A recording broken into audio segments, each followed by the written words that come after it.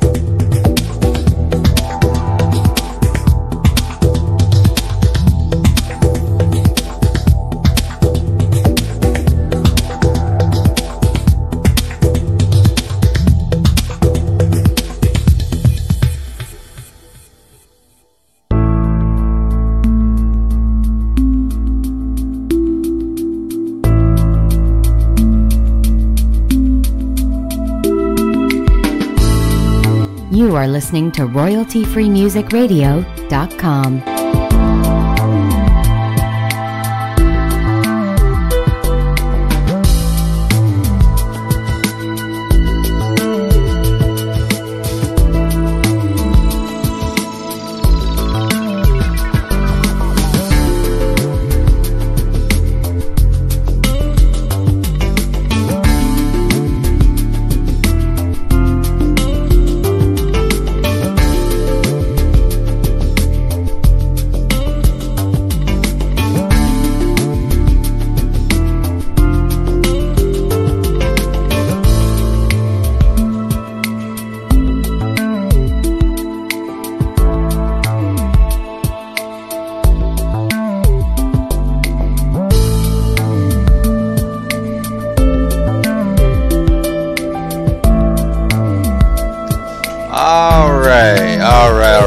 Welcome back, everybody. We are back, and just so everybody knows, Ubisoft's conference is going to start in another 25 minutes from now. We got Ubisoft's conference at 4, and then Sony conference later tonight at 9. That is when I'll be back for Sony's conference. But until then, we got 30 minutes until Ubisoft's show. Let's turn off this fucking music, though. It's going to annoy me for who knows how long. I do like this frickin' website, though. I do highly recommend it. It's called royaltyfreemusic.com. So if you guys are interested in just listening to someone say royaltyfreemusic.com, then there you go. You got that. They got some great music choices, I suppose. So here we are, freaking streaming here for E3 reactions. Hey Joe, how's it going? Very excited for E3. E3's been going great so far, though. Just coming off of a kind of disappointing Square Enix show where they pretty much showed everything from yesterday's Microsoft show, including, and then showing like 2 or 3 new games or something like that. I know they showed Dragon Quest. They showed a little gameplay from. No, not really. I'm just kidding. I don't think they really showed much of gameplay except for Tomb Raider, which I was kind of excited about. So we saw more or less the same from Kingdom Hearts, and then we saw a little something from Final Fantasy XIV Online. Still nothing for Final Fantasy VII. So right now they're doing their own little things. Right now I don't know what they're doing. So Beyond Good and Evil. I think we should look forward for that. I mean, we haven't seen much of anything since last year, and I'm really looking forward for what they have to offer. Chow's making me hungry. Anyways, enough about that. How about a little teaser to show you guys what Old One DeathEater is going to be working on for the next couple of weeks or maybe months from now?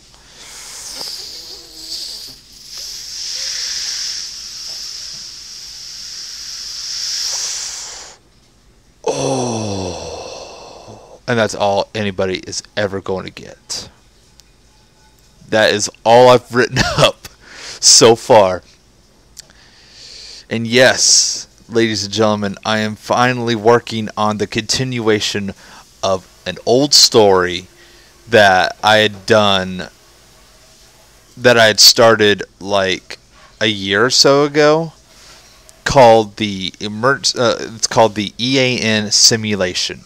It has over 25,000 views, and it's one of my most viewed videos on my channel. If you haven't checked out the EAN Simulation, it's basically emergency alert or emergency action notification, emergency alert system mock.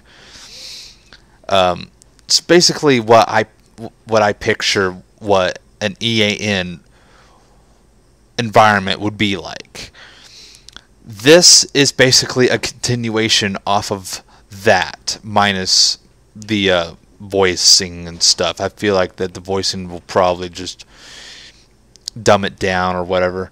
I don't know. I was listening to a little bit of it earlier, and I'm just saying like, I won't do that this time. I'll just do text to speech. So that is what I'm going to be doing for the next couple of weeks or months. Down the road, I have no idea when I'm going to finish it though, so don't bother asking. Anyways, other than that, we got Ubisoft to look forward for. I'm excited. Spike's excited. They're showing off Assassin's Creed Origins, even though we should be looking forward for Assassin's Creed Odyssey, which should be set in the ancient Greek era instead of ancient Egypt now. We've done ancient Egypt. Now we're doing, I'm guessing, ancient Greek. So I'm assuming what's next then is, what's it called?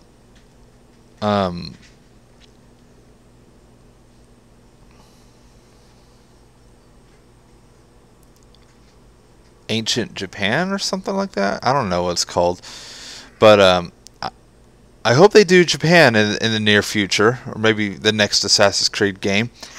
I'm kind of disappointed to to see that they're going to do these yearly releases again instead of, you know, taking their time into making these fucking games. But I don't know. We'll have to see how Assassin's Creed Odyssey does, and see if it's better than Assassin's Creed Origins. So Assassin's Creed Origins, if anybody doesn't know, was basically the beginning of the Creed. So I don't know what Assassin's Creed Odyssey is going to be. I'm really looking forward for it. I really can't wait to see gameplay. I can't wait to see, you know, locations. I'm pretty sure this is going to be like mythical monster based kind of situation here. So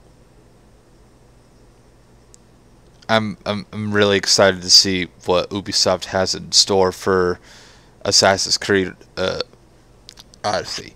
Also, yes, by the way, that is a Pickle Rick magnet on my fridge right now.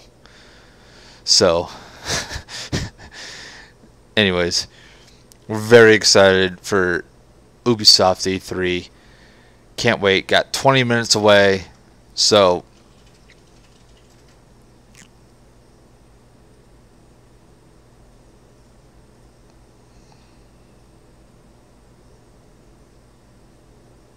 we're basically just gonna wait, I suppose. In my belief, other than Origins, the best Assassin's Creed game has to be Assassin's Creed 3. Mainly because that's really all I'm looking forward for, was the history kind of part. How does it affect the history? So, how does Ubisoft create their own history? And that's really what I really liked from Assassin's Creed 3. Assassin's Creed 4 Black Flag was another game that I enjoyed playing, but won't say it was the best game ever.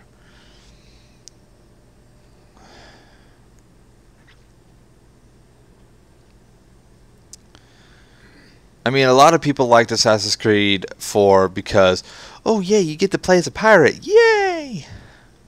Yeah, no. No, I was excited because, well, I liked 3, so might as well give 4 a try. And then I just kind of stopped playing Assassin's Creed at that point in time. They're showing Assassin's Creed 4 right now, actually. Let's actually go ahead and continue showing what they're doing over on IGN. And the same stream should be down in the description below. I'm going to go ahead and copy this and repaste it down in my stream. It should be the same stream. If not, then yeah, it is the same stream. So anyways, with that being said, we're going to hang out here for a little bit. I'm going to change my video capture device, or no, just basically make it smaller. What are you doing? Stop it. Properties.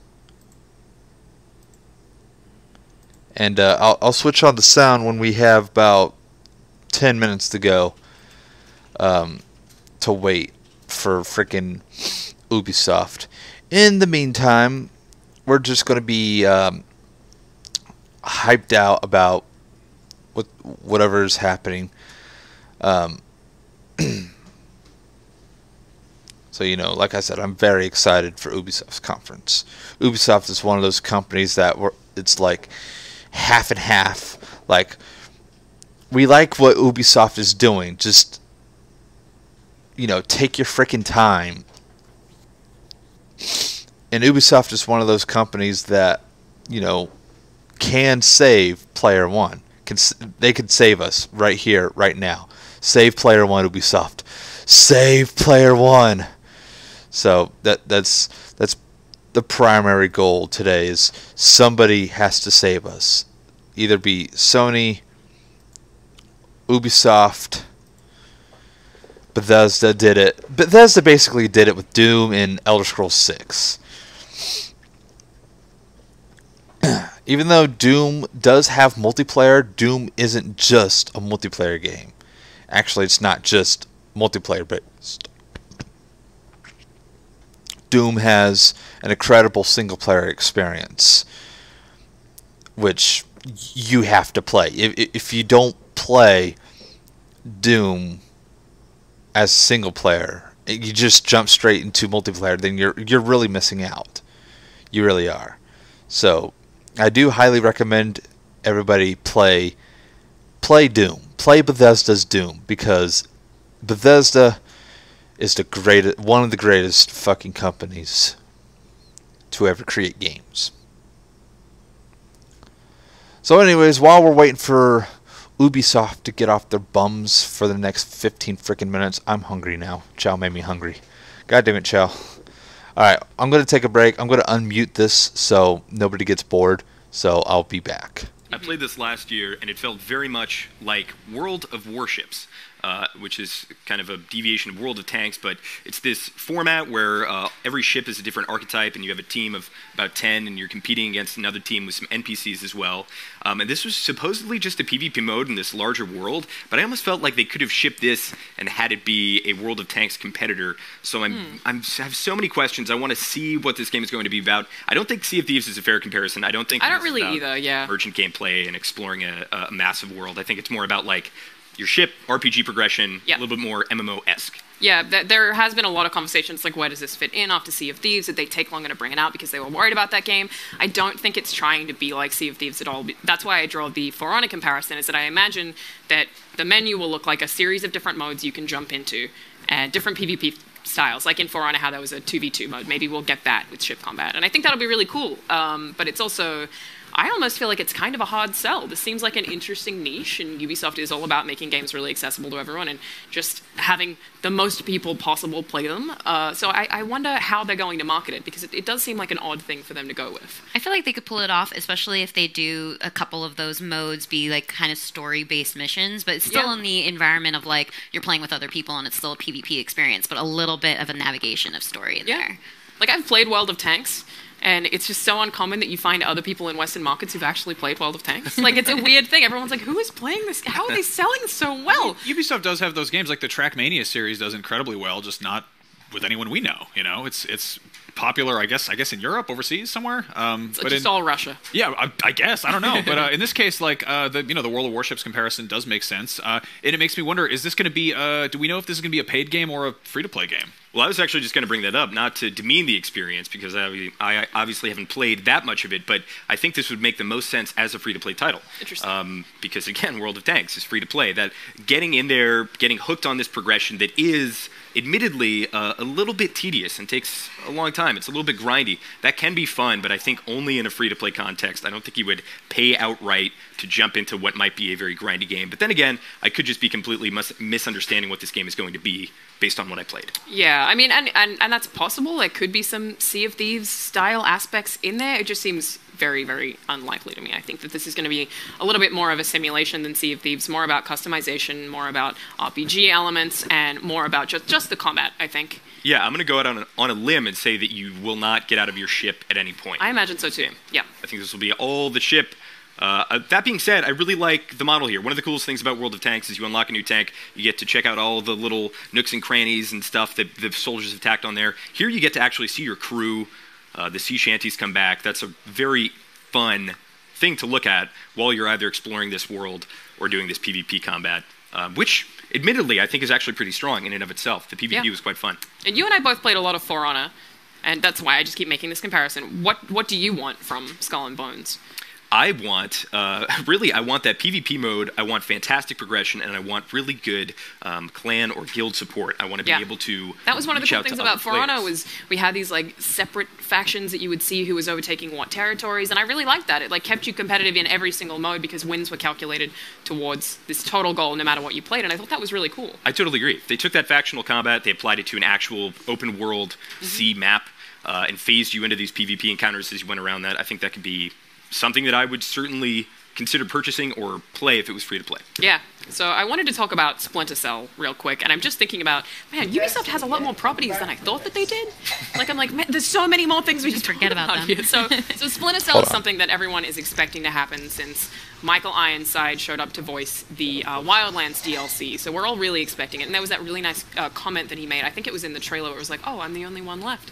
It was a reference to Snake. I didn't think that was nice at all. It made me very sad. It was quite sad, actually. But do you guys think that we're going to see Splinter Cell? Well, there was that Walmart leak, and Yeah. a couple of the titles on validity there. to it. Yeah, there is some validity Your to it. I mean, like one-stop Rage shop 2 and for, well, yeah, leaks. exactly. Yeah, there was no name attached to it, so it's super vague, so you really never know. But it just kind of suggests that it's a possibility, and it's been long enough. One of those right? games was called Forza Horizons 5, so that's the thing that like ruins the skipping validity of that titles. leak for me. I'm like that, and it was with an S as well. It's like, true. but you're right. I mean, it seems like the right time for them to come back with a Splinter Cell game. We don't have a lot of stealth games on the market, but again, I don't see a traditional Splinter Cell really existing with the way Ubisoft makes games now. I'm hoping that if we see it revealed today, and I really do hope we see it revealed today, that there will be an option for people who want to play more casual action style and an option for people to approach everything fully stealth, so that both of those, Absolutely, yeah. Well, looking at the history of the game, the last one was Blacklist in 2013, which exists in that interesting spot for, I guess, sort of game development where it was just on the cusp of everything going open world,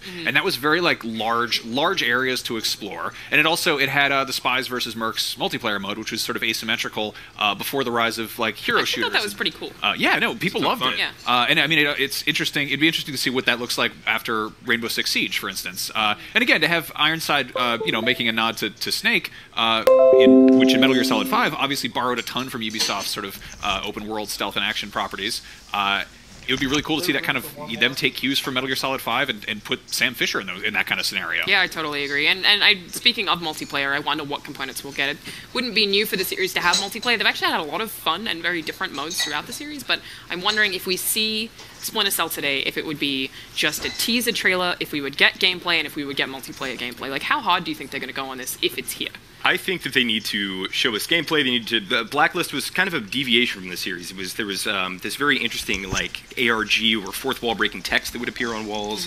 It was kind of a very linear action game, and I definitely wanted something more along the lines of Metal Gear Solid 5, which is this modular stealth experience that really allows you to take apart these levels piece by piece the way that you want to with the gadgets that you want to. And we've seen that out of Hitman, which I think that's the last remaining stealth game. That Hitman from 2016 is a fantastic series. Can't wait for Hitman 2, but I want to see the series kind of go back to its roots in that sense. Yeah, to your point, I feel like if it was just a teaser trailer, it would be kind of confusing for everyone, because like, what kind of a Splinter Cell are we going to get this time? But at the end of the day, like, I really do hope if we do see it on stage and we see like a big example of it and there's gameplay, that we get some kind of idea that there's a big variety, both to whether you can do the action or you can do the stealth maneuvers, and also in the kinds of like multiplayer game modes that they have. Because Spies versus Mercs was pretty popular, pretty good. It was interesting. It was different, and you're right. It was asymmetrical, like before that rush of asymmetrical games, which then didn't work that well. Didn't work. Yeah, that's the craziest thing. It's very hard to balance that asymmetrical multiplayer. We saw that with Evolve. Great studio, great execution. The concept just didn't really work in the gameplay. Yeah. And so for asymmetrical, I loved that the first time I played it, though. It's so weird. I adored it, and then every time after that was just like, oh, that's. Well, Spies and Mercs holds up. I agree. On your 50th play of it. It's very, very fun. Yeah, so speaking of multiplayer games, I'm expecting that we will see both Siege and The Division here today. Is there one of those that you guys would prefer to talk about? Division. I'll speak a little bit about what I want from The Division 2. Division 2. The Division 1 was a very... I think it was a game that 5 had minutes beautiful ago. world building. The core combat experience and I core know. movement experience. I kind of something thought, really hey, loved. this The is progression a kind of Ubisoft towards the game. end, but Ubisoft has their own. supposedly a fantastic Well, they job got putting Assassin's it Creed too, in but post-launch still. capacity. They have all these different modes: Last Stand, Survival. as DLC. What I want to see from Division 2 is kind of a Division do-over. I think it's really difficult to re-engage... Division do-over. French. Yeah, so... French. If they... I completely lost my train of thought. Right, Sorry. okay, so anyway. If they are able to re-engage this audience... that is very difficult to get once you've launched the game and somebody's tried it and they're like, nah, I'm not going to go back and play your DLC.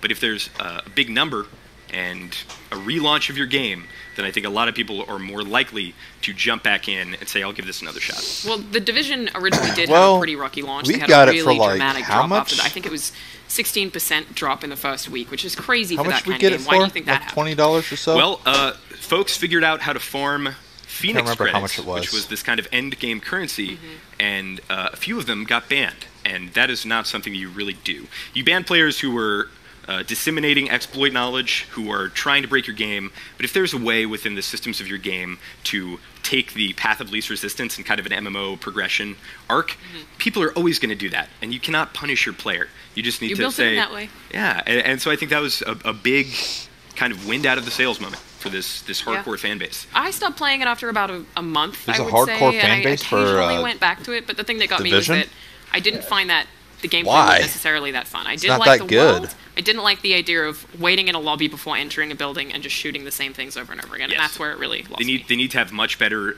enemy diversity. The whole combat experience, I think, needs to be revamped.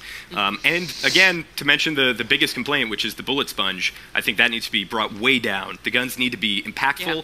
Having an RPG that you need to crunch numbers and hit somebody 100 times doesn't really work in this realistic setting. So I think they have to become more of a shooter and less of an RPG. Yeah. I think that was sort of the big letdown for me with the first one, is that it reminded me a lot of Destiny, except in Destiny you've got this very fantastical setting where you're like, oh, it's sort of like they're moon wizards. They're jumping around. If I shoot this guy in the head, I don't know why he's not dead. But in this case, there's a dude in a hooded sweatshirt, and I'm like, why is he so strong? He's in a hoodie. I've shot him 18 times. Everybody I is don't know. mutants. And that's a conceit of the kind of gameplay. But yeah, I don't know. Curious I to feel see like what they they do. established a little bit of goodwill following the launch when they started to listen to player feedback. So if they do that and they continuously try to do that for the sequel, then we could see something impressive out of it. Yeah, and I definitely do think we'll see it today. But right now, it is time for a break. Hit us up on Twitter at IGN with the hashtag E32018 to join the conversation. And stay tuned. The Ubisoft press conference is coming up next. Yay.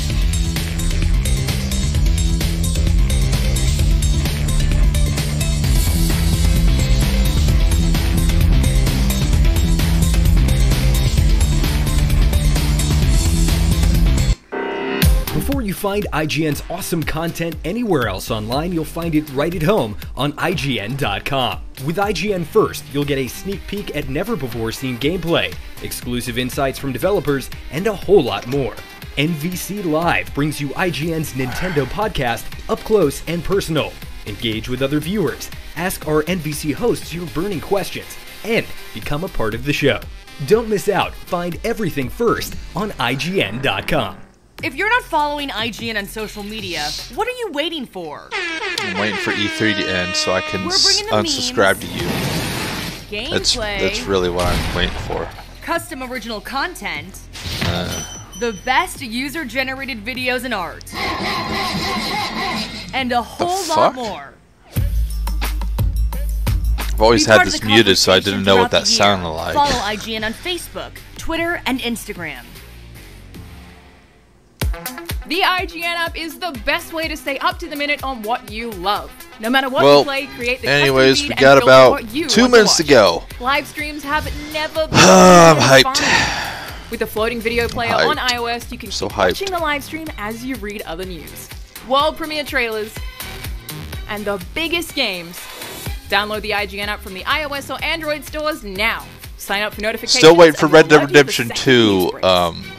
gameplay. I'm assuming it's Not going to be only tonight is during IGN Sony's the world's conference. biggest media brand for games and entertainment, but we also have a team of some of the world's biggest fans of your favorite franchises. From breaking news and exclusives, never-before-seen looks at movies and games, to reviews, let's plays, and live streams, IGN brings you all the coverage you need, no matter where you are. Whether you're on IGN.com, the IGN app, YouTube, Facebook, or Snapchat, we've always got you covered. IGN, the #1 source for all games and entertainment fans worldwide.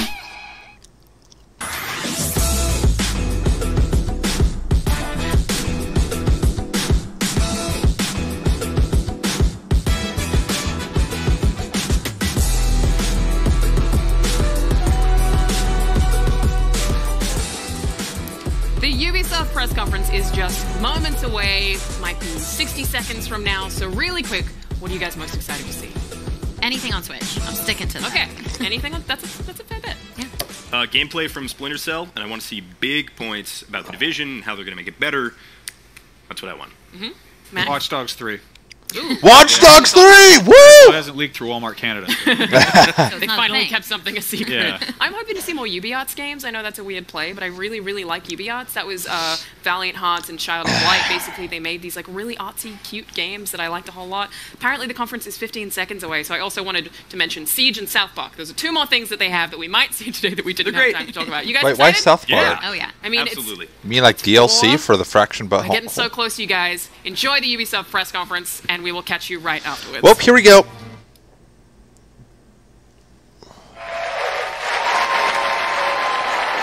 Where's Aisha? Welcome to Ubisoft E3 2018 Thank you for joining us here in the theater and online at home. We cannot wait to show you what we have today, and I can promise you it's more interesting than a keychain. Oh. Where's Aisha? We want Aisha. Soon. I don't know, up in the balcony, are you guys ready? What? Yes! Down in the main floor. Shit. You guys are ready. Let's go, please! I gotta open up. All right, everybody. Everybody at home, are you ready? Open timer. Yes, we're just gonna assume that they're ready. God damn it. If you're ready for the biggest biggest Big show show. in gaming, Uh-huh. then let's start the show. Let's do it! Let's do it. Stopwatch. There.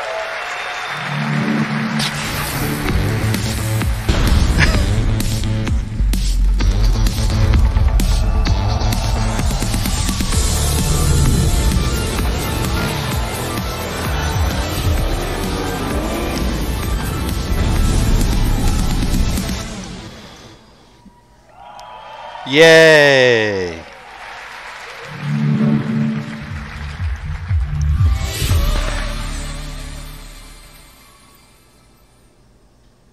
We're not about to get another fucking Just Dance, are we? God damn it! It is!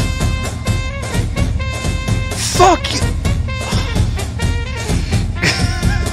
Fuck! It's every other E3! Or maybe it's every E3 that they've done this now. They've started the show with some fucking dance thing, and then Just Dance.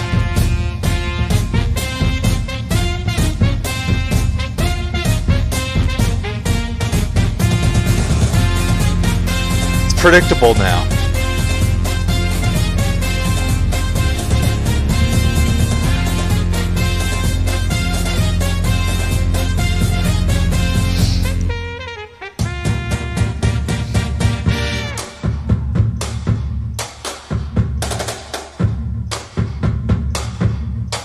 Okay.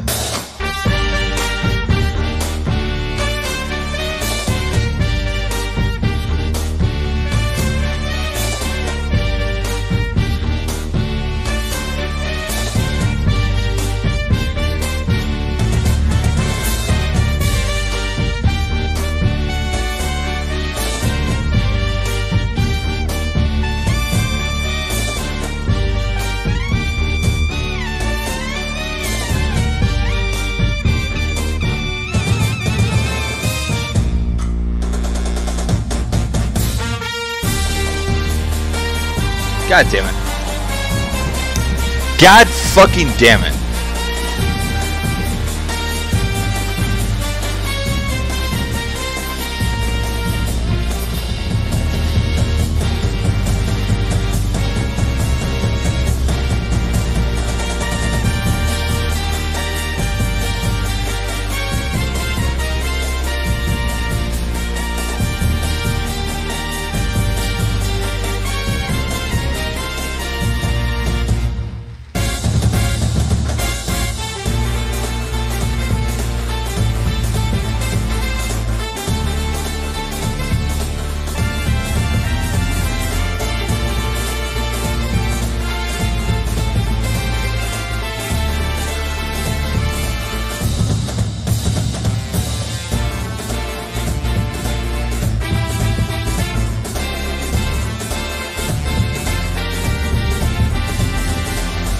I fucking called it.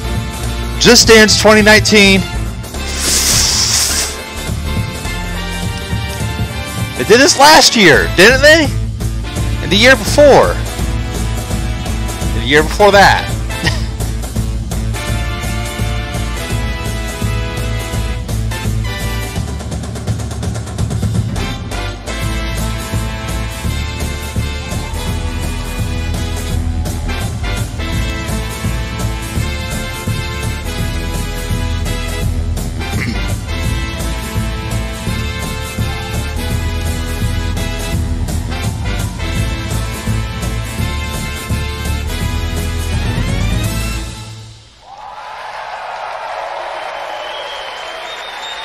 Ubisoft, fuck off.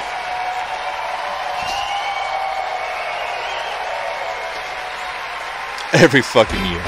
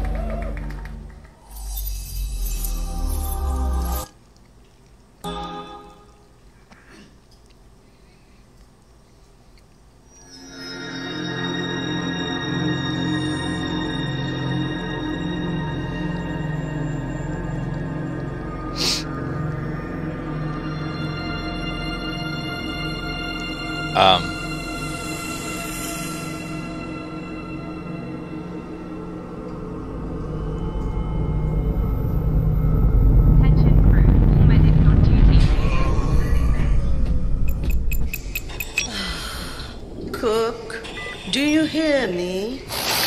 Roger, Uma. Half the crew is... Oh, it's this! It's, After eating your I can't remember what it's called. We saw this last year. Well, I have no idea what you mean. Our food is healthy. Invigorating. Captain to crew. Dead monkey in the crow's nest. I repeat, monkey down. Else space chili strikes again. Copy that, Captain. Hey, Paige. Bet we could use your space chili to overclock our engines. Negativo, mi amor. Only you can melt my circuits. Keep laughing, fools. The key ingredient to good cooking is love.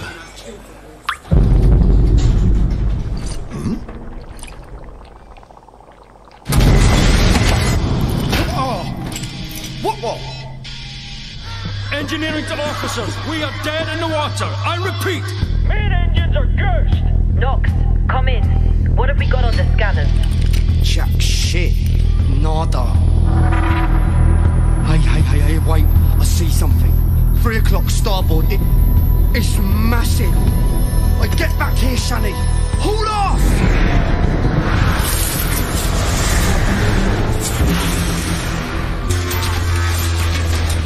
Oh shit. Lock down the bacon. Give me auxiliary engines. Deploy shields and bring up out now. Brace yourselves.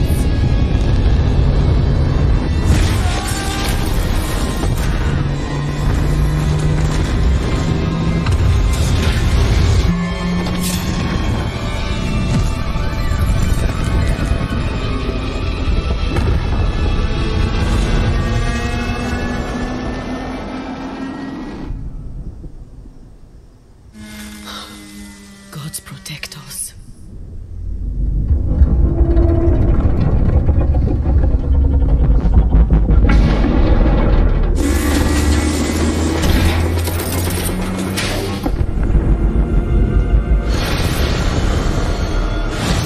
Is this a game or a movie?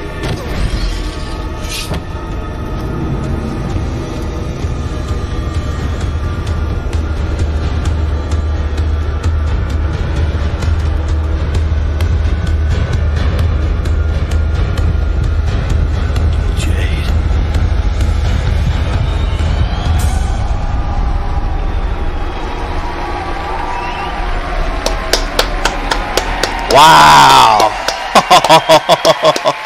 Oh, man. It's the same game we saw last year. Hi. What the fuck? Hello, I'm Gabrielle Schrager, narrative director. And I'm Guillaume Brunier, senior producer. They're about to show gameplay, aren't they? We are so happy to be back this year to share our progress on our space opera, Beyond Good and Evil 2, a game full of wonder, emotion, danger, and high-stakes drama. Last year, you all saw the enigmatic green-eyed Captain Dakini leading the legendary crew of the Gada on a quest to discover the location and the mystery behind a deep space artifact known as Moksha. But Dakini has since gone missing.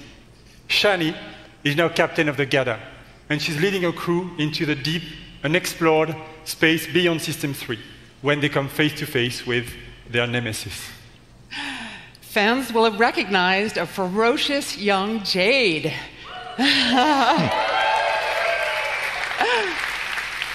And Paige is back as the incorrigible chief cook of the Gada. We've got two other officers, Uma, the holistic chief medic, and Callum, our chief engineer. And all of these legendary characters will be playing a major role in our prequel. Today, we are proud to represent our growing production team in Montpellier, Barcelona, Bordeaux, and Sofia. Thanks, everyone, for making it happen. Gameplay? Thank you. Thank you for them. Thank you. Thank you for them. In BGE2, you are a space pirate captain in a distant galaxy near the end of the 24th century. Yep. At this year's E3, we will be showcasing a new behind closed doors demo offering a first look at our major location, the sacred city of Ganesha. Uh-oh. Now, let's take a look at our first pre-alpha gameplay footage. Oh yeah, finally some gameplay. Pre-alpha, but still. Ganesha is a metropolis filled with sacred temples, beautiful gardens, and bustling shops. Wow. But it's also a darker underworld, rife with dirty bars and dangerous back alleys. Our game is an action-adventure RPG that you can play alone or with your friends in co-op. Okay. From the intimate interior of a hidden temple to the very edge of the galaxy, fight on the ground and in space at massively different scales. Wow. And all of this seamlessly. What you will be seeing at E3 this year is only a very small part of a much larger open universe we are creating. A universe we are also building with our fans. Yeah, let's go.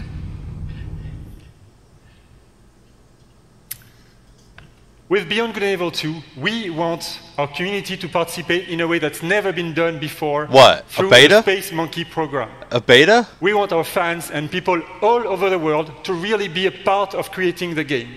So today, we are issuing an open invitation for people all over the world to contribute their ideas, music, artworks, and create original content that players will experience as they explore the world of Beyond Good and Evil 2. Beta? And there is literally a universe of ways for artists to express themselves, from giant frescoes to murals, street art, music, radio content, and much more. To do this, we have partnered with a company at the forefront of community collaboration, Hit Record. And here, to tell us more, is their founder, Joseph Gordon-Levitt. Wow.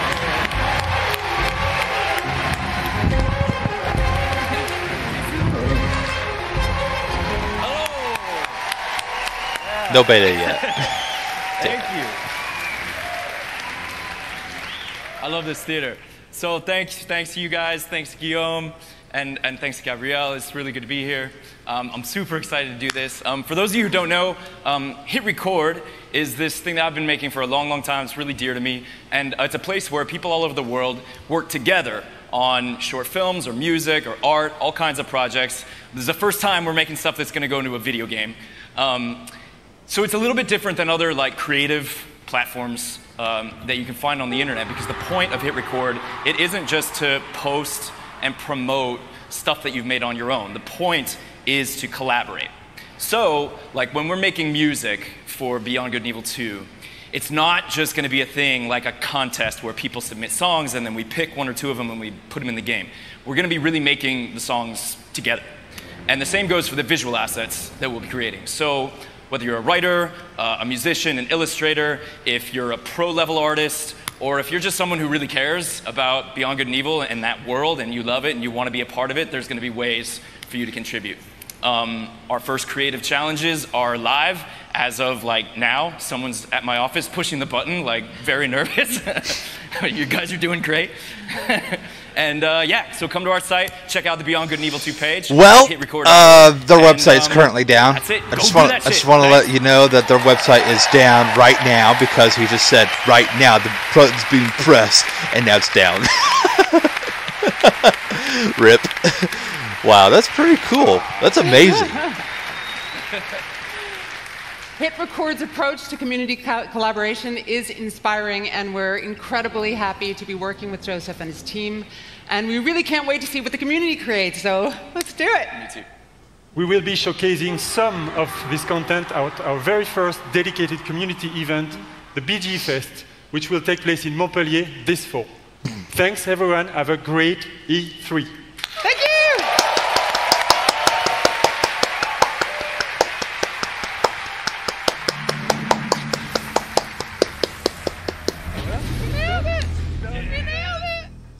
Your mic's still on.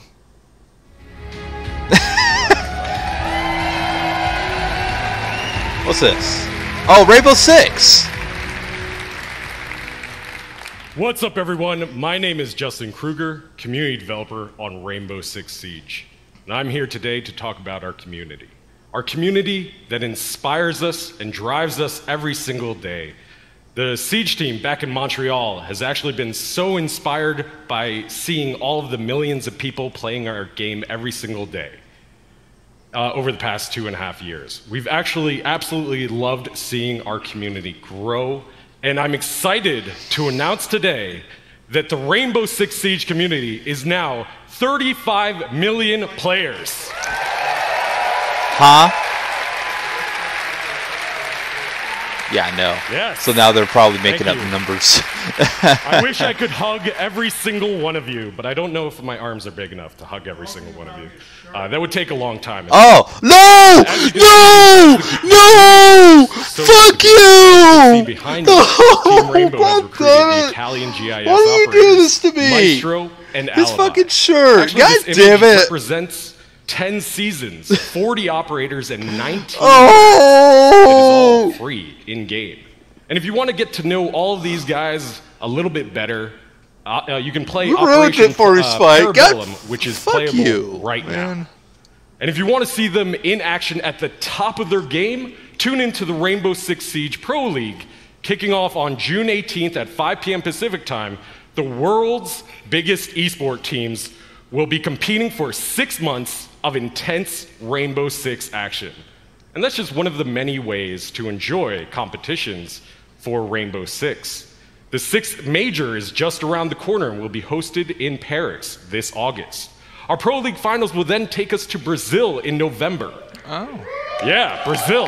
And then the 6th Invitational will once again be the pinnacle of Rainbow Six, taking place in Montreal in February 2019. Nice. Yeah. So, whether you're a player or just a fan of esports, there really is no better time to get into Rainbow Six esports. And with the growth of the game, the community, and the esports teams, we wanted to take a moment to reflect on some of our most influential players.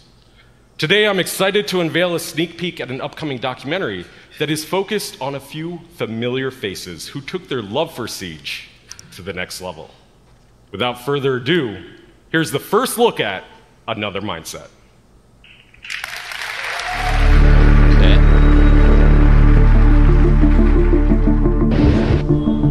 That is like the greatest injury to ever happen to me, only because it brought Siege to me.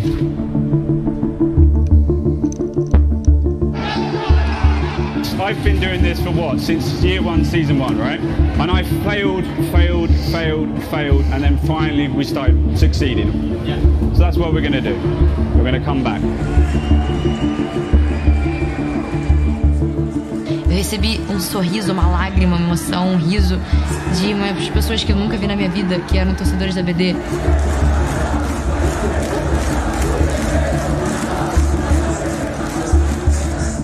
Acho que você tem que realmente botar toda a sua emoção dentro do jogo.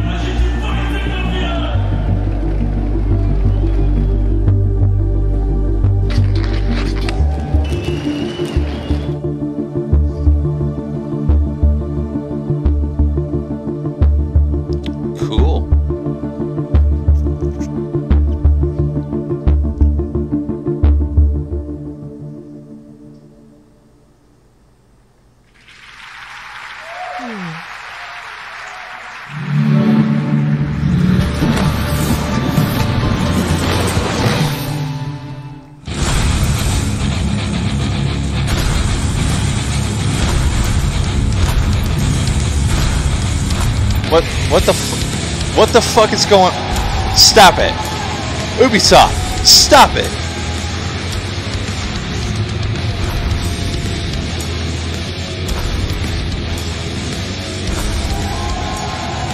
He's not even gonna put up the kickstand. What a fucking dick!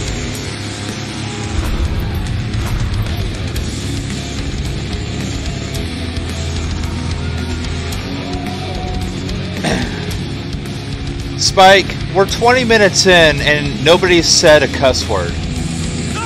Or aw, God damn it.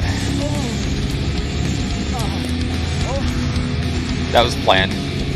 That was planned. He's okay.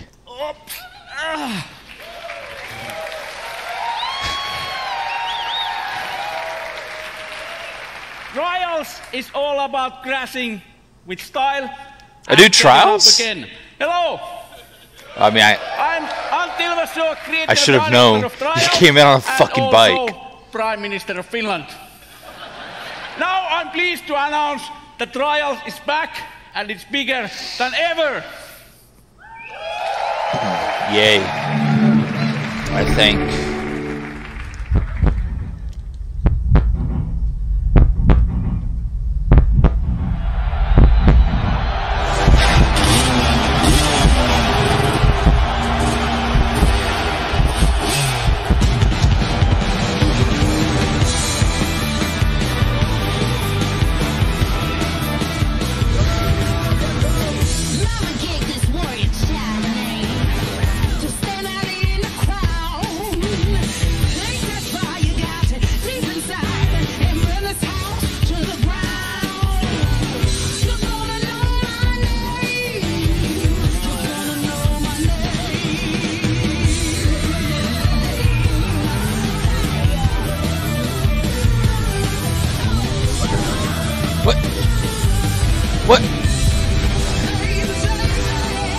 God damn it. What?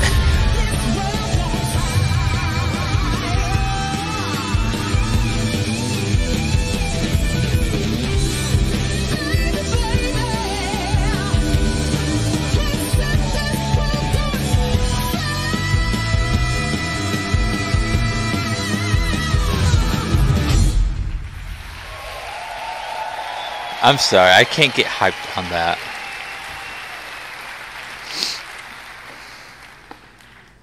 Sorry about that.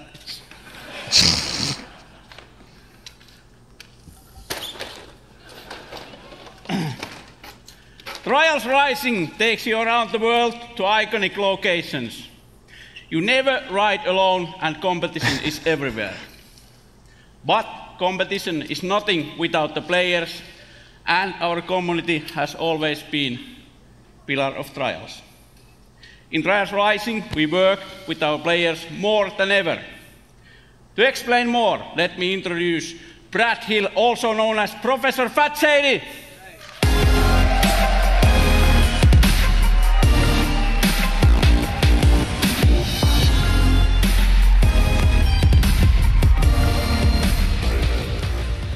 You made a mess. Well, thank you, Auntie, and hello, everyone. See, OTHD. Hey, how's it going? I see you. I became a fan of Trials because it's challenging, but so rewarding when you overcome something difficult. But I soon realized that a number of players struggled with the harder levels. So in 2013, I created the University of Trials, a YouTube channel dedicated to mastering Trials writing. Now, before I go on, Ubisoft star players, I want you guys to make some big noise right now.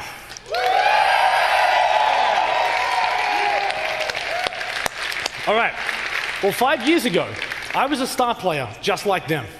But when Red Links began work on Trials Rising, they approached me to design and create all of the tutorial content within the game. It has been an amazing experience for me, but I wasn't the only one involved. 20 community members, known as the Trials Elite, wow, have been involved in the development of this game for the last 2 years. Whether they were track builders, streamers, or speedrunners, each brought something special to help shape this game. Now, if you want to get involved, register online at trialsgame.com for a closed beta happening later this year. Rip. Good. That's it. Let's go. Hey. What? We're not going to put a big coming soon up here. I think people are going to want to know the release date. Yes. Yeah. You're right. Trials Rising will release on February 2019 on PlayStation 4, Xbox One, PC, and the first time ever also Nintendo Switch.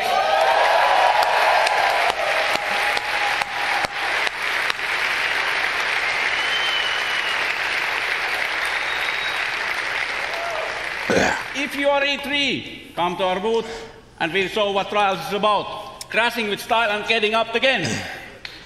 Let's get out. Let's go. Thank you, everyone. Have a nice E3. Yeah.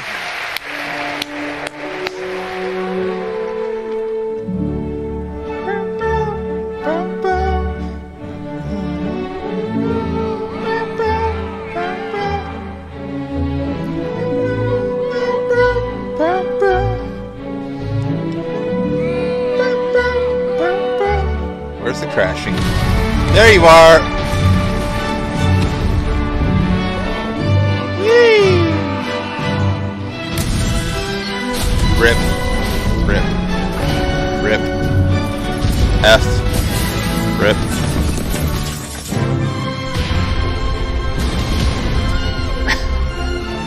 What?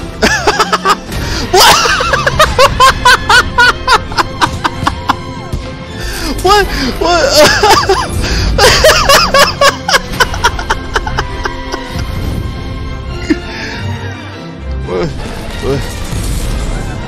Oh, for God's sakes!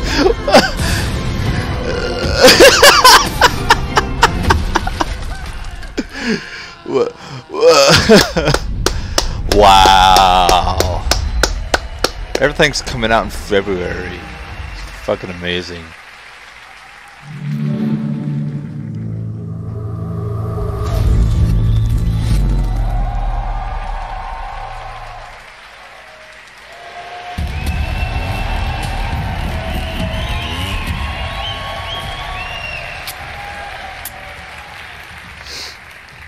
Oh, Division 2. My name is Julian Garrity, and I'm the creative director on Tom Clancy's The Division 2.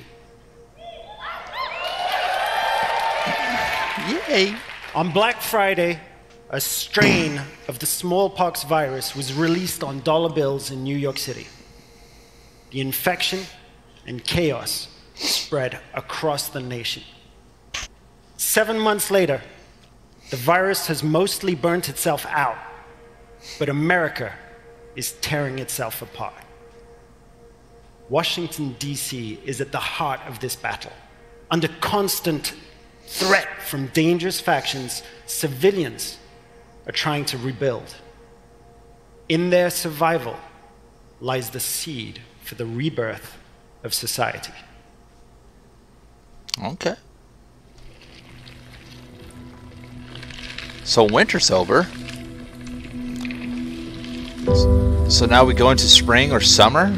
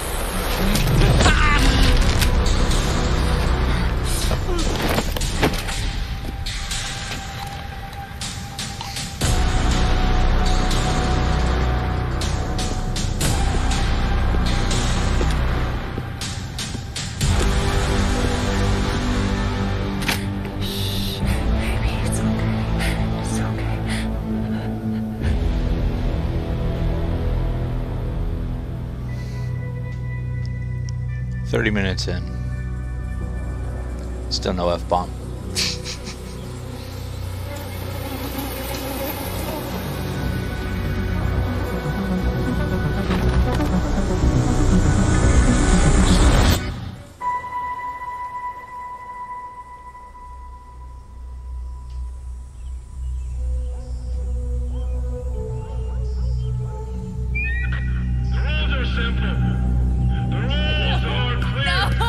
Keep moving. I didn't do anything. Some of you may believe the rules are unfair. That's too bad. Quiet, you. I said no more talking. The rules are not subject to negotiation. Shut up! Defy the rules, and there will be consequences. Let's go. Come on. Examples will be made.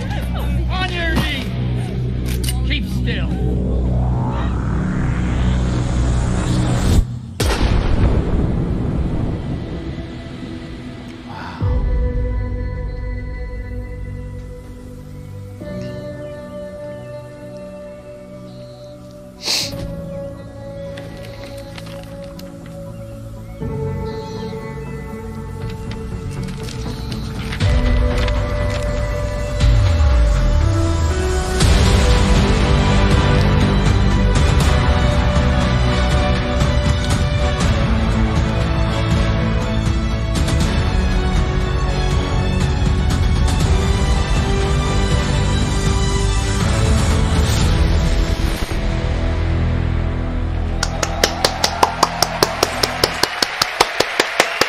Wow. That was a beautiful trailer. You are the last line of defense for those civilians and for the country. If you fail, history will be written by tyrants. If you succeed, history will remember the few brave heroes who fought to save a dying nation. This setting lays the groundwork for a compelling story-based campaign in which your actions have a clear impact on the lives of civilians. In The Division 2, Washington, D.C. must prepare for the greatest threat it has ever encountered. To face it, you and your fellow agents will need to bring your equipment and tactical abilities to the next level. Once agents reach the end of the main campaign, it's time to select a new progression path by picking a specialization. It starts with the choice of a signature weapon, powerful and unique weapons that complement the rest of your equipment. As you progress with your specializations, you will not only grow in power, but also unlock additional tools and abilities, including exclusive versions of skills. Specializations enable you to truly complete your own personal playstyle, but also to synergize with other players and take team play even further. Speaking of teamwork, I'm excited to announce that for the first time, 8 players will be able to partner up to face the ultimate endgame challenge. Oh? Raids are coming to The Division 2.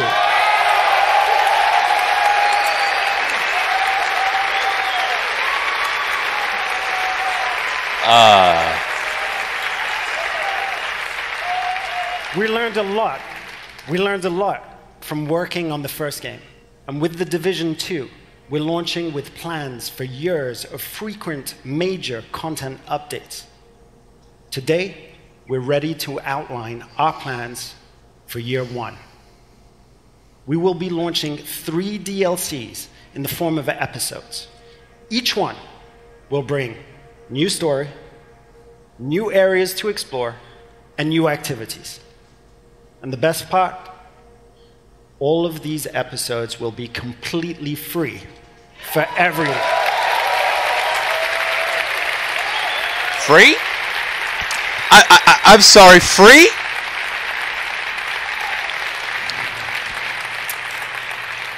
Spike? Where's my division team? Stay tuned after the Ubisoft conference for an exclusive 30-minute deep dive into our playable E3 demo during our post-show. As you can see, they're getting ready right now, and they'll be playing right after the conference is done. Wow. Until then, remember, this is history's defining moment. Hope for the future lies in you, agents of the Division. Thank you. Shut up and take my money. I'm actually really hyped about that now.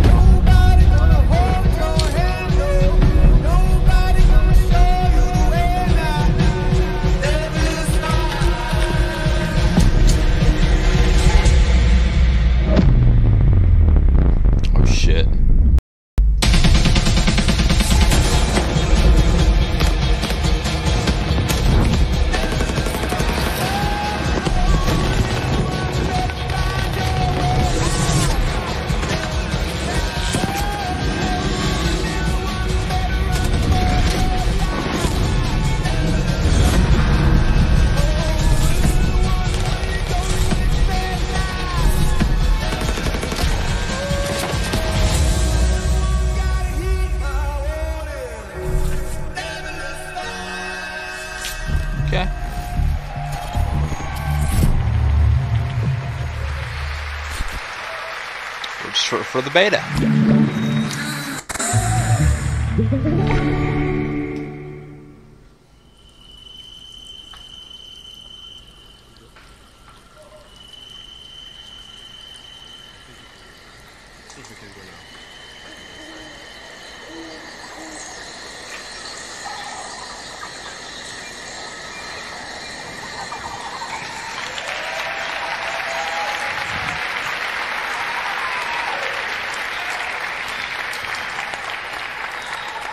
Hi, I'm Xavier Manzanares, lead producer. And it's an honor to be back here 1 year after we announced for the first time and released the game. It was incredible. So, as a team, I just wanted to thank all of you for the support and all the feedbacks we received. We're not about to have another fucking concert, are we?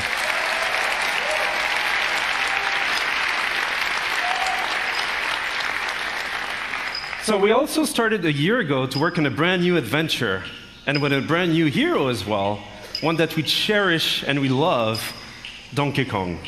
So for today, we wanted to celebrate the upcoming release of the Donkey Kong adventure, and what better with music than with Grant Kirkhope, our composer, and the band Critical Hit. So please enjoy. Thank you. As long as it's not as awkward as that one by Bethesda.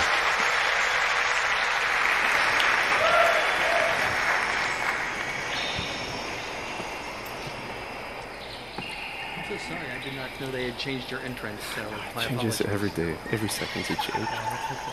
I can still hear you.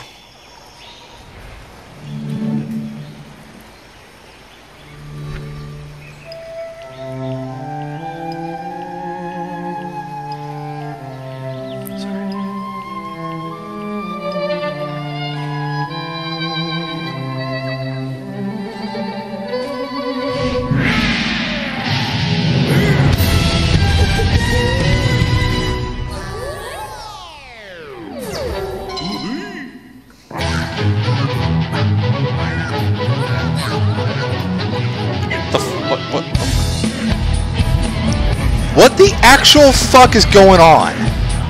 I can't.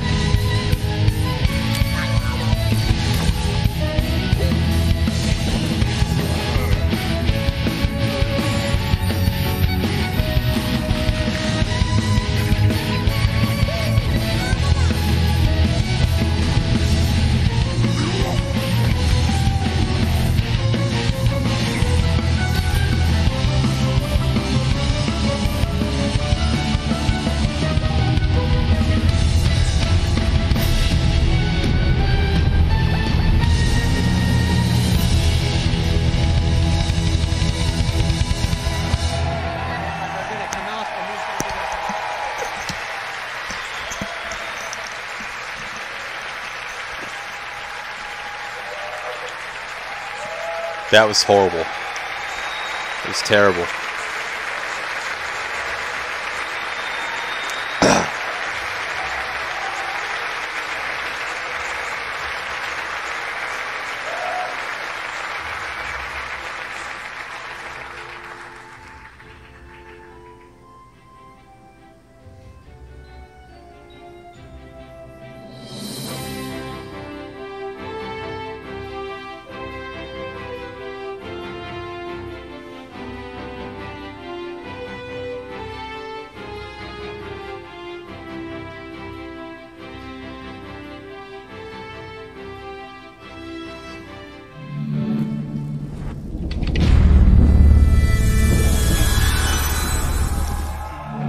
What?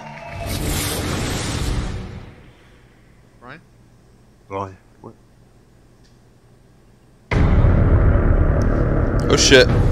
Oh shit. Skull and Bones. It was over. The old guard was wiped out.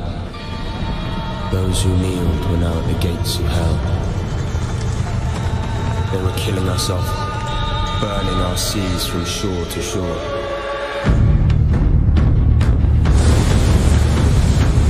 There was no way the Empire could win this game. As fate would have it, the tide turned in our favor again. A new wind was at our backs, blowing us straight to heaven. In our new Eden, there was only one rule. First come, first served. It was dog eat dog. We became kings, queens, oh yeah. Now I'm excited about this. Now it was our turn. Enemies became friends, friends became enemies. The best didn't trust anybody. The philosophy of the day was more and more. Oh, we were alone at the top of the food chain. Shit. Well, we thought we were.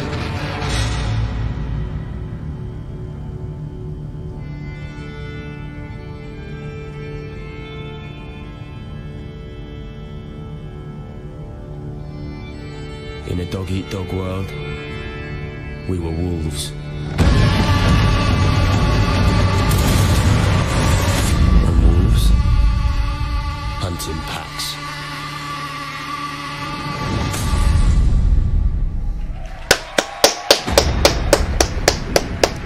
Gameplay and release date, please. And take my money. That'll be $59.99. Skull and Bones, there are soulless empires. There are greedy trading companies, and of course, ruthless pirate games sailing the seas. But there are no heroes. Hello, my name is Justin Farron, Creative Director at Ubisoft Singapore. And for the past year, my team and I have been anxiously awaiting this moment to invite you, our fans, to join the hunt here at E3 2018. Piracy is dead in the Caribbean. The empires crushing all those who oppose them. So your next big score? The Indian Ocean, home to the richest trade routes in the world, where merchant ships carry cargo worth over $10 billion a year. And you? You're gonna steal every last fucking coin. There's our F-bomb. Fucking 46 minutes in. On a heavily guarded frigate, fat with African diamonds meant for the Grand Mogul of India. That treasure will help you claw your way to the top, to become the pirate that no empire can take down. Second, you must know your hunting ground. Our reactive and evolving world is reflected in what we call fortunes, presented to you by Taljeed, the fortune teller. Now, fortunes reveal changes in factions, weather, and the trade routes themselves. Today, Taljeed reveals favorable winds. That means more merchants to rob, but also more competition. And now I'm proud to share with you the essence of Skull and Bones, a shared world where every player encounter matters. Will you fight or will you ally? This is what we call the hunting grounds. All right, pirates, let's head to the hideout and have a great E3. Gameplay? Your hunt for the convoy starts here, in your hideout, deep within the Chagos Islands. Release date? This hidden pirate den provides everything you need for your next This strike. looks like gameplay. From your shipyard, that's got to be gameplay. Horn for the upcoming battle. The strong oh, it's beautiful. Speed, giving its battering ram a devastating punch. So, what's it gonna be? Next, choose the right crew and gear for the mission ahead. Wow. Demi cannons are slow loading, but deadly at short range. Rockets are blazing fast and deal powerful damage from every angle. With everything loaded, let's head out. I know, right?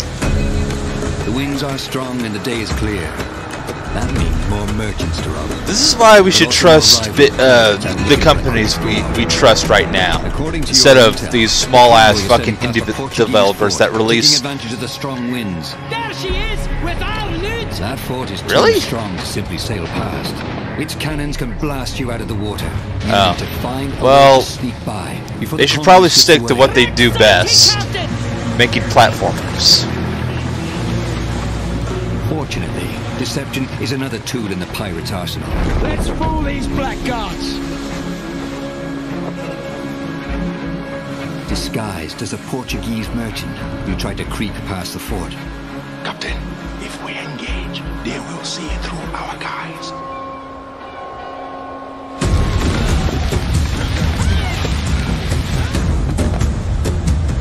Portuguese merchant and escort! This island provides perfect cover for a surprise attack. Yeah, I know. I was going to say, this is very beautiful. Plot the optimal course for an intercept. Rigging your sails for speed. You want to catch your victim off guard. Captain, there she is!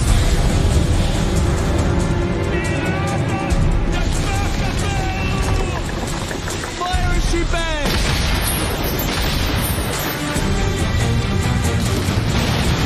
And it's destroyed.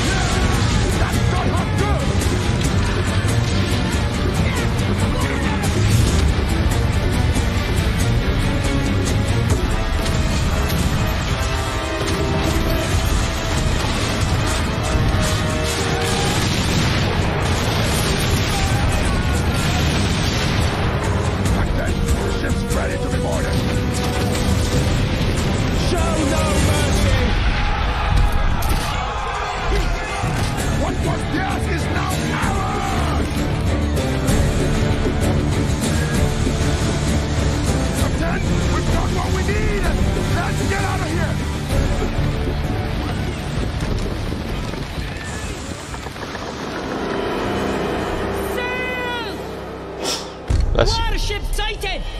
Portuguese frigate ahoy! Your attack has alerted a powerful Portuguese warship. Oh shit. At the helm is a Commodore, too tough to handle on your own. Even worse, you could lose your loot. You need help, and you need it fast. That one's with us! Other captains have answered your call. 4 against 1 should even the odds. Oh man, that's awesome. Your side forms a tight squadron, using a coordinated battle plan. The enemy strikes first. The first ship goes down, breaking your formation.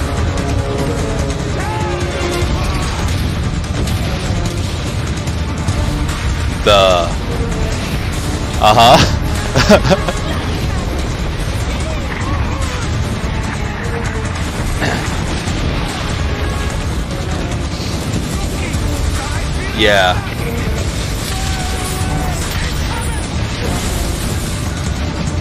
The Commodore turns his cannons on you. You brace for fire, absorbing the first blow. Your allies maneuver for position. The Royal Fortune acts as a tank, drawing the Commodore's fire. It unleashes its special ability, Siege Mode. Once anchored, it can fire its cannons without limits. You would also contain the most firepower. The Jaeger slips into position with its powerful cannon.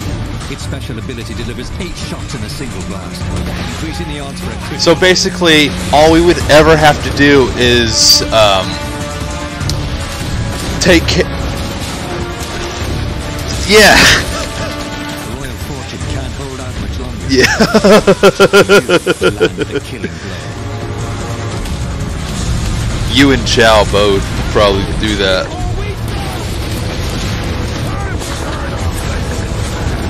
What do you say, Chow? No, I mean, I know he's not watching. The battle is won. But the glitter of gold can turn new allies into deadly enemies. For there is no honor among thieves. Rip.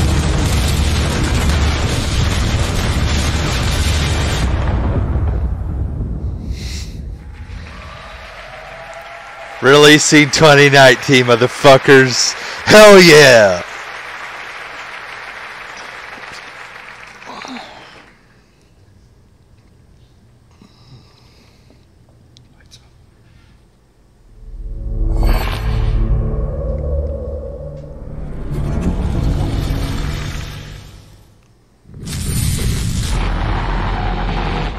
To the digital space. You're completely safe.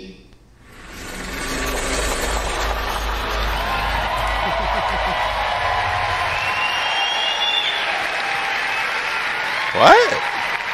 Hello, everyone. My name is Elijah Wood, co-founder of Whoa! It's Frodo! Though we're known for our film content, we're also avid gamers, and the opportunity to partner with Ubisoft. It's Frodo! Had to be a part of.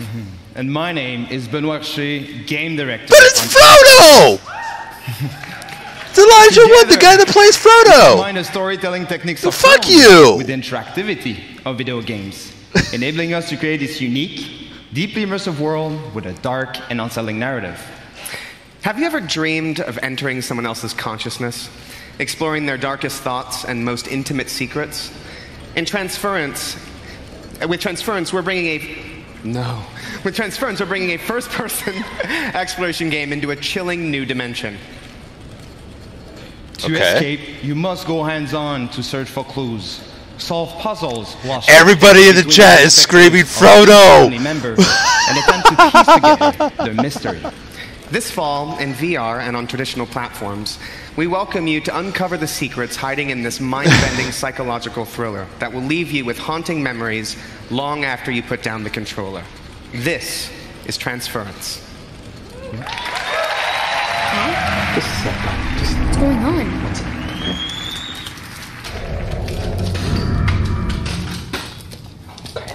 Where's Mom?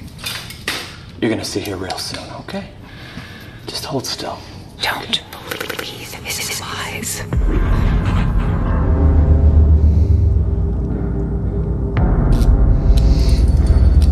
Okay, are you comfortable? I know this rig's a bit cumbersome, but that's always the way with these new prototypes, huh? And all you have to do is just be. I know things haven't been so great lately, okay? I do. I've been a lousy father, huh? I'm unable. Lousy husband, too. You should go to sleep. You've seen how rotten that's gotten, huh? But all that is gonna change. We're all gonna be together. All of our hard work. Reverse the process. All of our sacrifices. That's my gift to you. So it's a horror VR game, isn't it?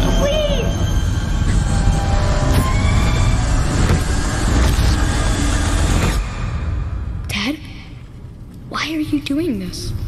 I love you, son. I love you with all of my heart.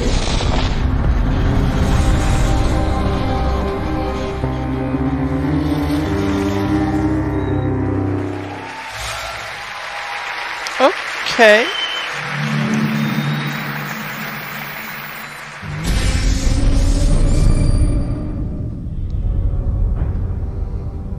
I have waited so long for this.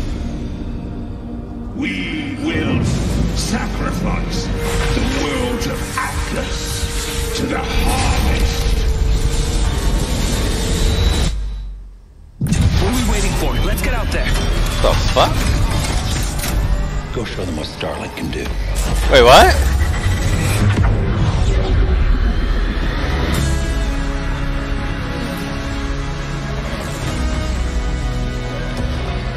Starlink? That's what it's called? Starlink? There aren't enough of us. We need to find help from every planet in Atlas.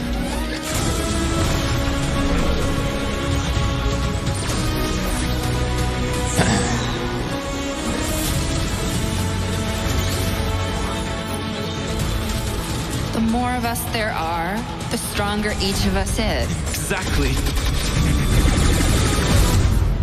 You must feed my legion.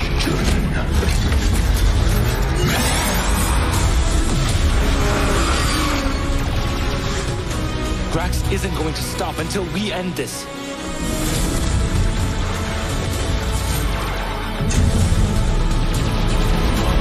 I will finish this. It is Starlink.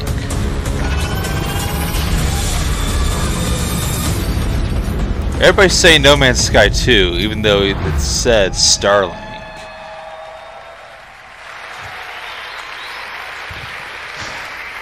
Okay, I'm interested. Thank you. Hello everyone, I'm Laurent Melville, Creative Director on Starlink Battle for Atlas. Last year, revealed our modular Starship innovation to the world and showed you how players could reconfigure it instantly to adapt to any challenge. This year, We're excited to show you what the depth of the open world that we've built and put the game directly into your hands. We're going to take you on a journey 400 light years away from Earth to the Atlas star system.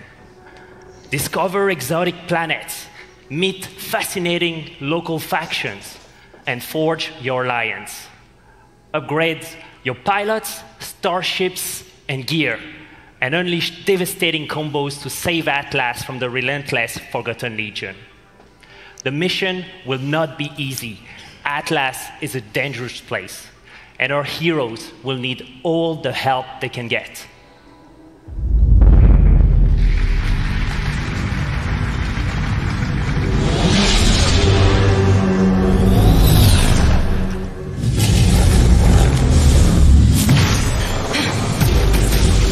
Could use a little help here. Can you hear me? Damn it.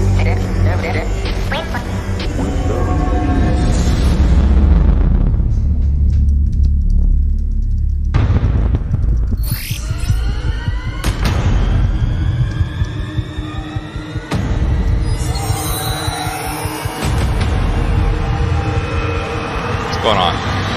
Let's rock and roll, boys. Whoa! What?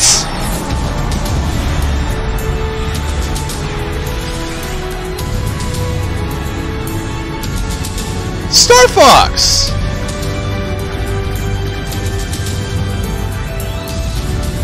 Wait, so is it Starlink or Star Fox? What's going on?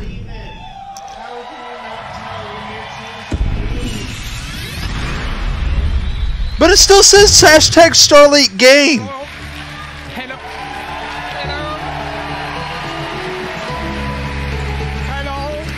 Hello everyone. Hello everyone. It is an honor to welcome Star Fox in Starlink Battle for Atlas. IGN is dumb. It's pretty exciting though. It's amazing. Ever since I started working on Starlink, I wanted to invite Fox and his crew into the game. And Star Fox on Super Nintendo was the first 3D game I've ever played, and I'll never forget that. And so for me, this moment is a dream come true. And this dream was only made possible thanks to our long relationship with Nintendo. Starlink, we can't wait Star to play Fox on the Nintendo Switch. I would like to give a special thanks to a dear friend with us in the audience today. Ladies and gentlemen, Mr. Miyamoto. Holy shit. He's back.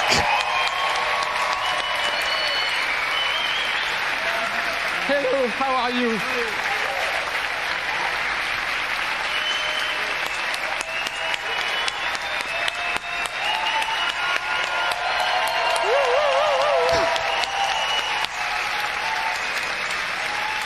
So I know you were coming today, so I came with a gift.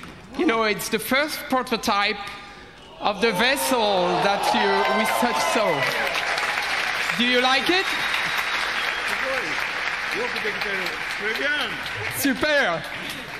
So thank you very much.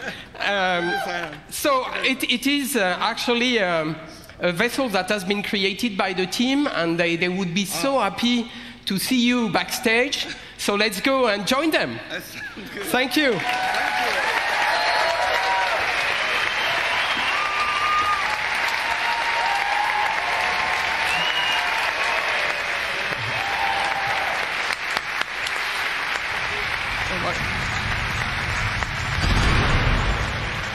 Pretty awesome. Thank you, Mr. Miyamoto, and thank you, Yves. For everyone at E3, please be sure to come by the Ubisoft booth, where we'll have a full hands-on demo for you to try.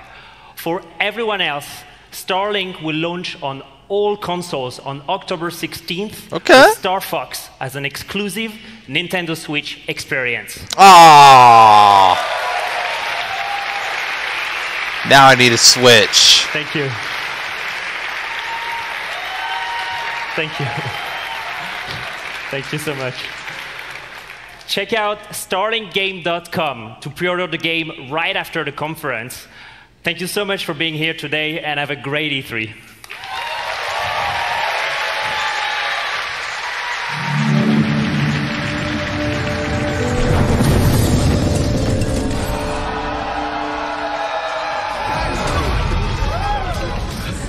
What the fuck?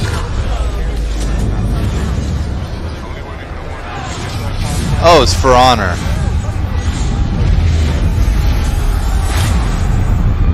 Nice.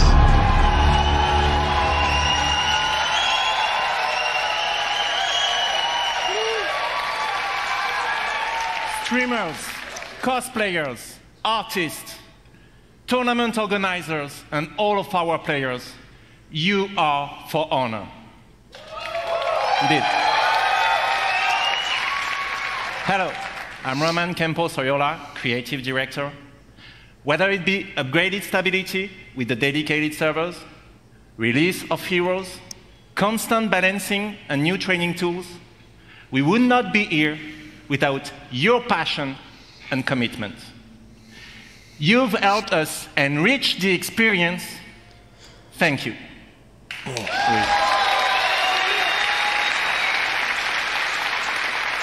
But actions speak louder than words, right?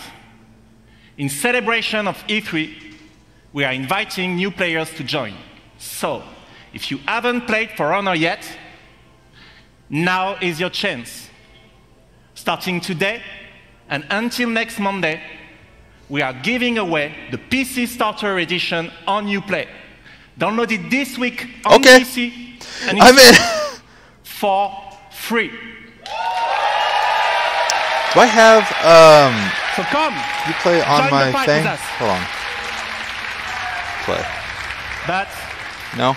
that's not I gotta go all. download the fucking launcher. Because building on everything that we've learned, we are now ready to expand our world. Uh-oh. For Honor 2 or DLC?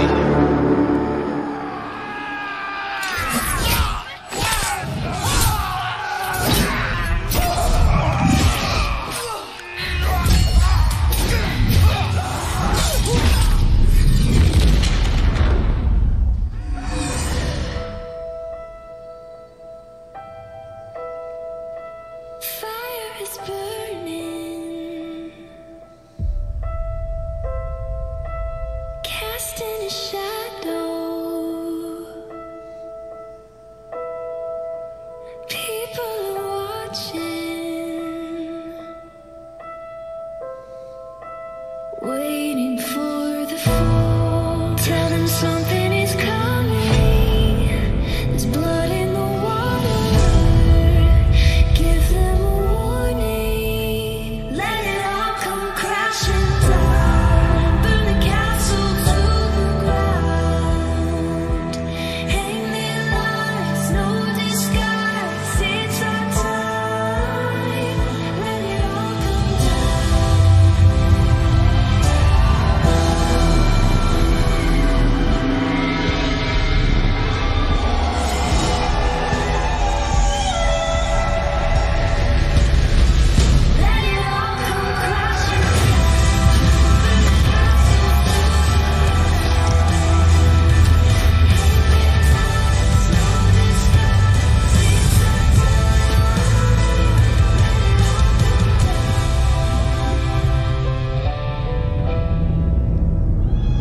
Marching Fire. It has to be DLC then.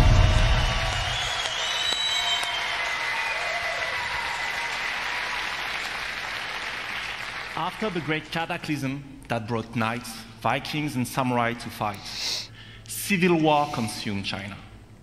Warriors of the Wulin factions fought each other, but failed to establish order. Amid the chaos, 4 warriors of the Wulin now march west. With a new faction, 4 new fighters, visual enhancements, and single-player content yet to be revealed, the Marching Fire update is our biggest and most ambitious addition so far.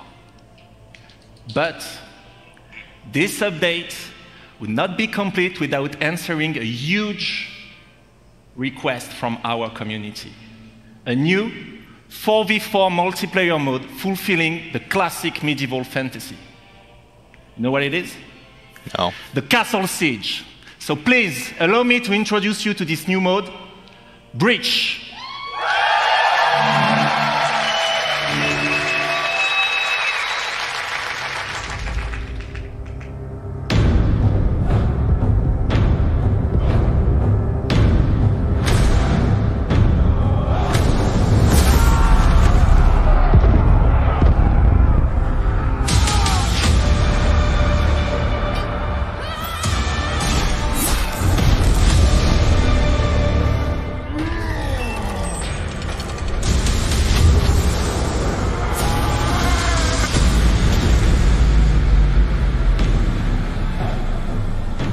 Okay.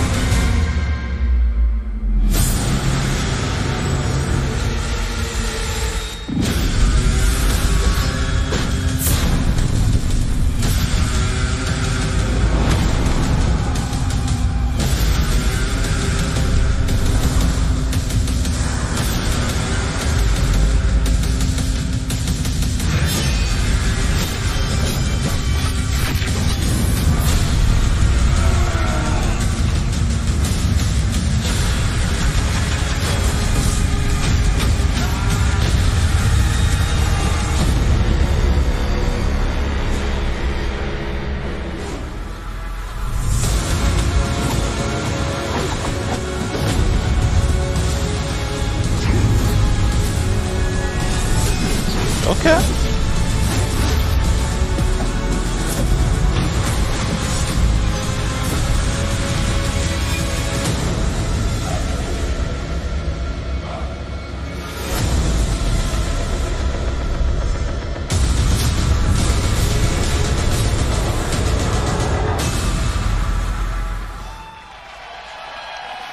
Okay.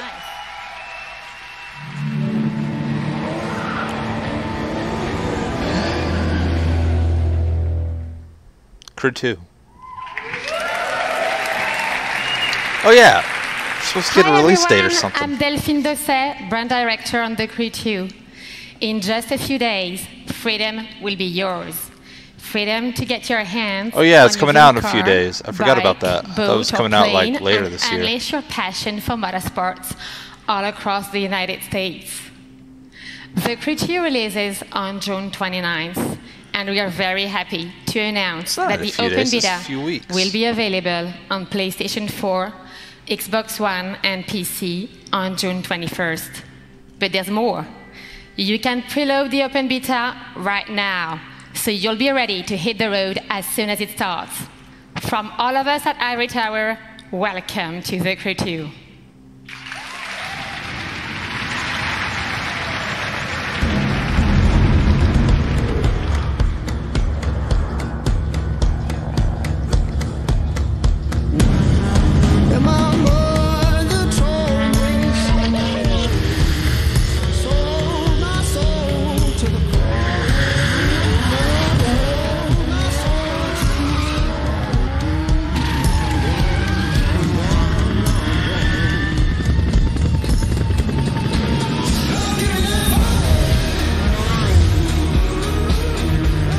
Got to be said, if Atlanta's not in this game, I'm gonna be pretty upset.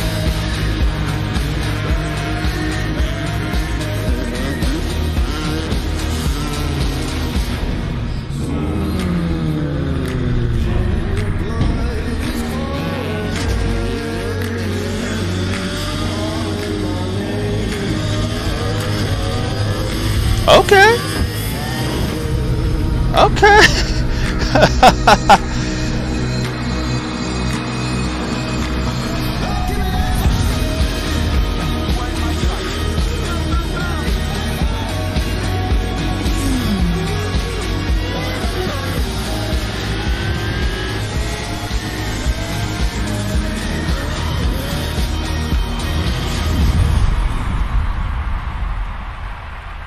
Okay.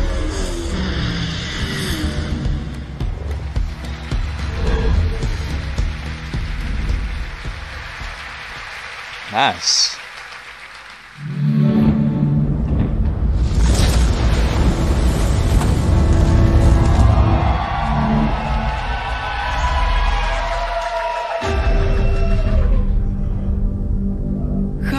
child save us all? If he's sentenced to die, tell me, Nikolaus. Tell me before you let our son go.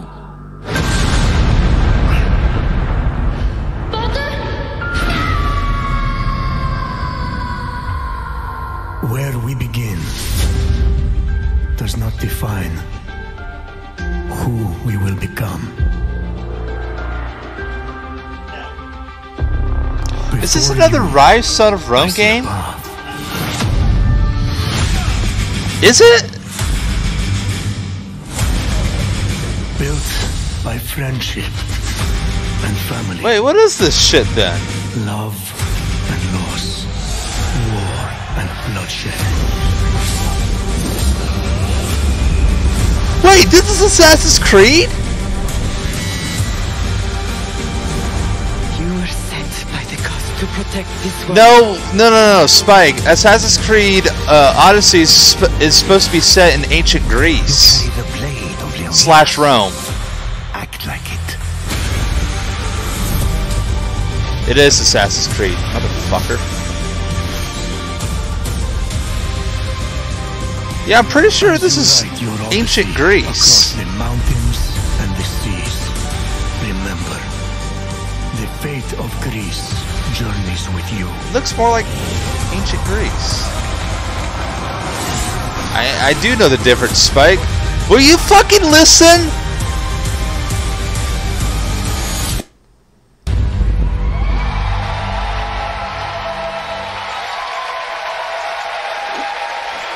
I guess we're about to find out. That it's not Rome. That's not Rome. We're about to find out.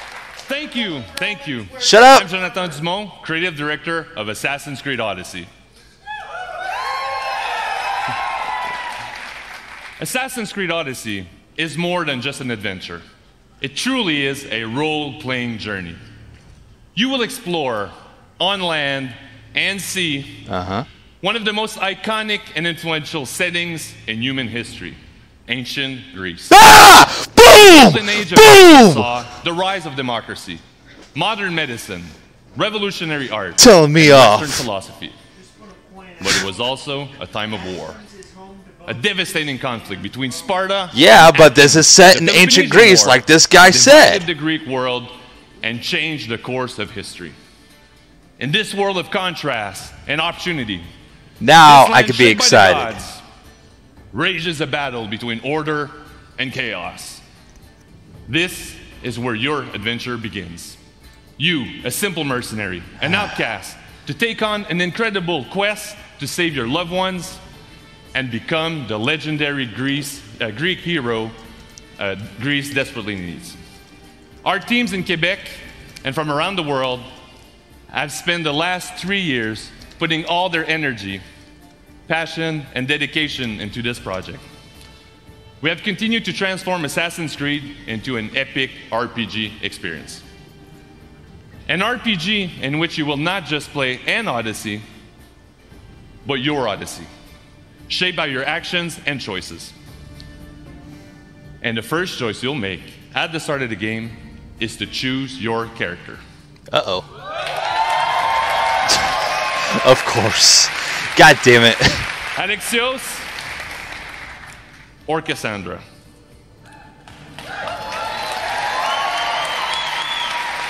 Cool. And you play that character for the entire game. You share the bloodline of a legendary Spartan hero and bear his mysterious weapon.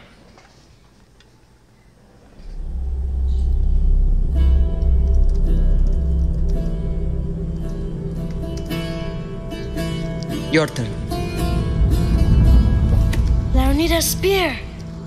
You're old enough now. My father's spear holds a certain burden, but you're ready. Think of Leonidas. He had great courage, and he made a great sacrifice. You share in his blood and the strength he possessed. The broken spear of Leonidas gives you access to powerful ranged combat, and stealth Man, I abilities fucking knew from the that you can beginning this was unleash going to on be your in enemies. ancient Greece.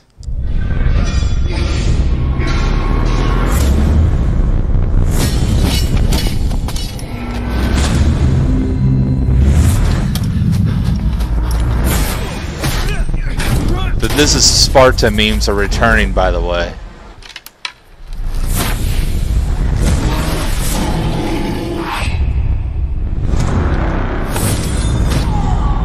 Okay. And for the first time, we have deeply changed the way we tell stories in Assassin's Creed. You can now truly interact with history like never before. Perhaps when I was thinner, both in weight and philosophy. So, tell me, were you able to resolve the situation without bloodshed? The rebel had guards. I relieved them. Interesting. You thought the life of a thief and a murderer was worth more than that of soldiers doing their duty. I wasn't even thinking about him, to be honest. And what of the rebel?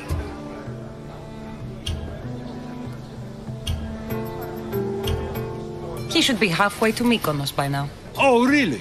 You let that lunatic run loose? Are you sure that was wise? I'm not sure approaching you was wise. Our choices are like ripples on water. They seem tiny and insignificant at the beginning, but they can become devastating tidal waves by the time they run their course. Over the next few days, you can experience this for yourself here at E3 in our playable demo. And for you at home, here's a full gameplay sequence of Assassin's Creed Odyssey. Oh, sweet. Thank you. Yes. Have a great E3.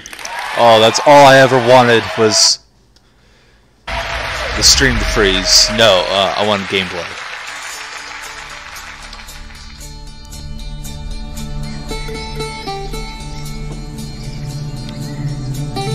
I'm so excited.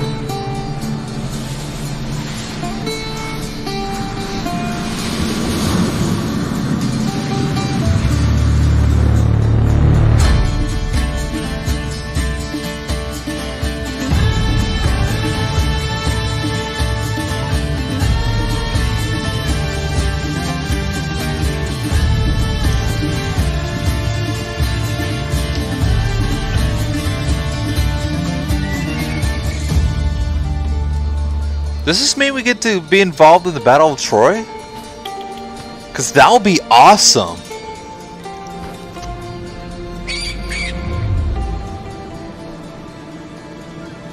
Such a beautiful island.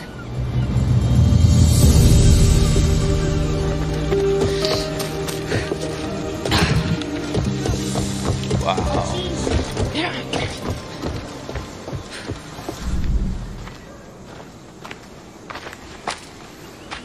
Ah, Mykonos Island, built from the corpses of giants slain by the legendary Iraklis. Read me the note again. Eagle-bearing Mystios, that's you. We are a small but fierce group of rebels who'd pay you handsomely to help us overthrow our Athenian oppressors. Why are you shouting this out loud? Please fights with them. None who face him survive. Where everybody could hear you. Please, Mystios. Our people are dying. Signed, Kira. What did your informant tell you? Word has already spread of you sinking those ships. There's a price on your head. Whew, that didn't take long. There's also word of Spartans landing on Mykonos. So, I'm here to find Kira, who wants me to kill Diocles. An Athenian ally.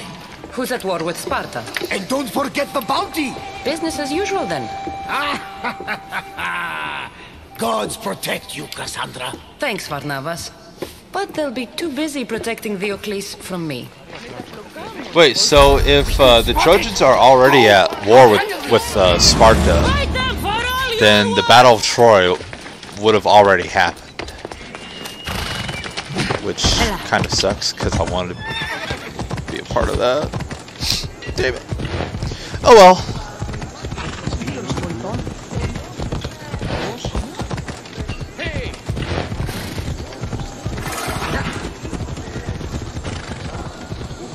Mercenary, this can't be good.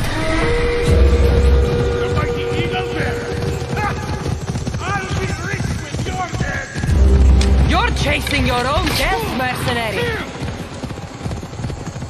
You won't escape me! You want my head? Come and take it. Okay. Whoa, okay. You can't defeat me! I think she is. Also, why the gameplay of a... Nah, you know, I'm not going to ask.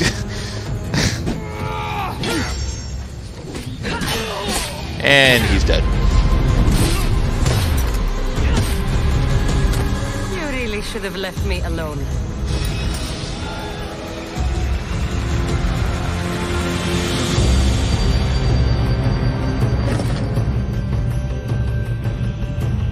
Nice.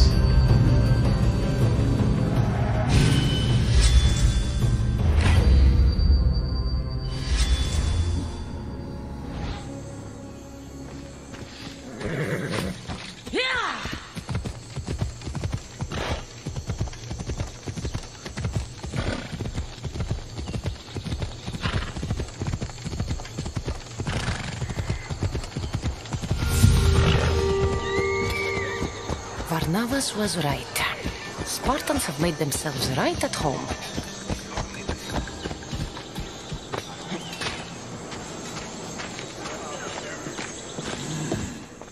I'm looking for Kira. What do you want with her?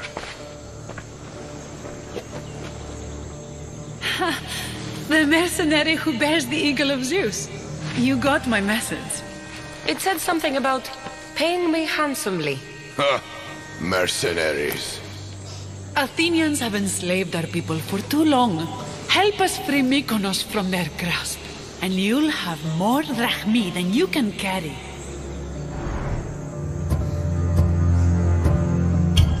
I'm here to kill Diocles, not go to war. Which is why I sent word of our rebellion to you and Sparta. My men are ferocious in a ground assault, but we're outnumbered. And Diocles fights with the fury of Ares. Join us in battle. If you're half the warrior Kira says you are, we'll grind these Athenians into dust. All right, Spartan. I'll fight with you. But Diocles is mine. To battle then.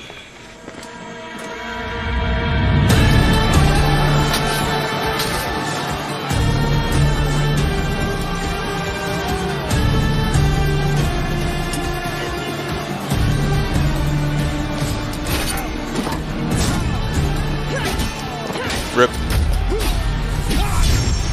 What?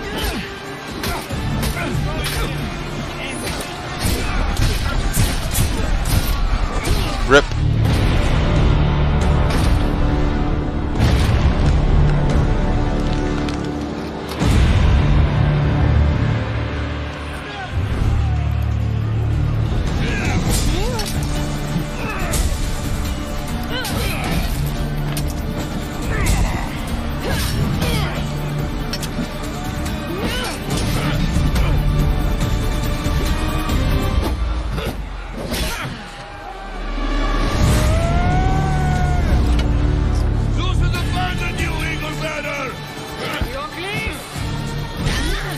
Your life ends today!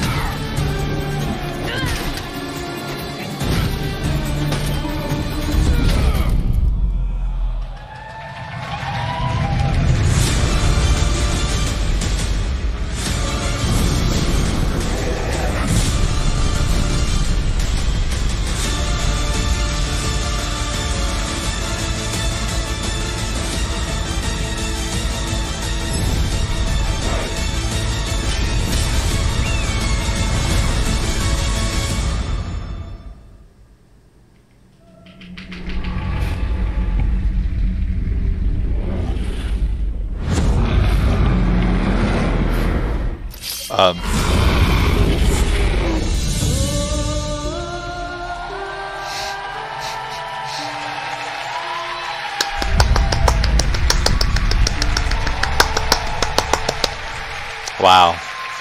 October 5th, of course. I'm excited. Is that it?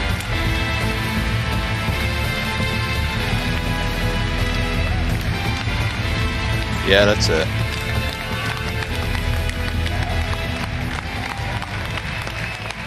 Hi, everyone, and thank you for joining us.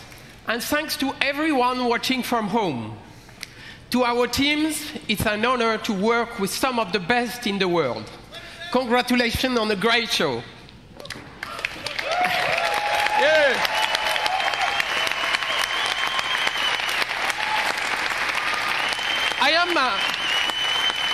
Good. I am an optimistic guy, and I am particularly excited about the future of technology and the positive role games will play in shaping our society.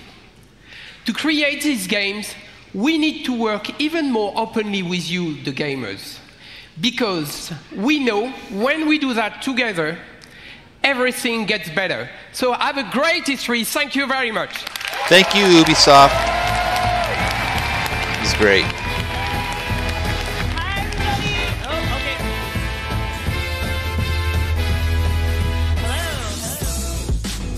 That is a wrap on No? Ubisoft. I don't Aren't we know where to stop with this. Hit us up Get- on Twitter what? at IGN with What's the going- hashtag what? Wait, E320 hold on a to minute. let us Wait. know what you all thought of the big game reveals. Now let's get into it. Max, Jams, What? Tina, But what aren't did we- you guys think of you know that what? Fuck you. incredible reveal at the very beginning? Obviously, All right, yeah, no, shut up. You can shut up. All right, well, with that being said, holy crap, what a conference. Ubisoft is one of those companies that,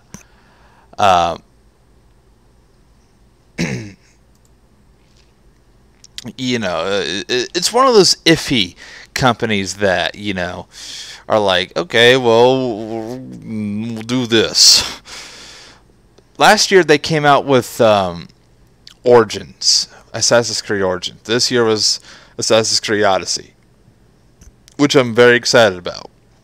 I was very excited for Origins. I don't know if anybody else was. I know I was. You know, a lot of other things that I'm really excited for.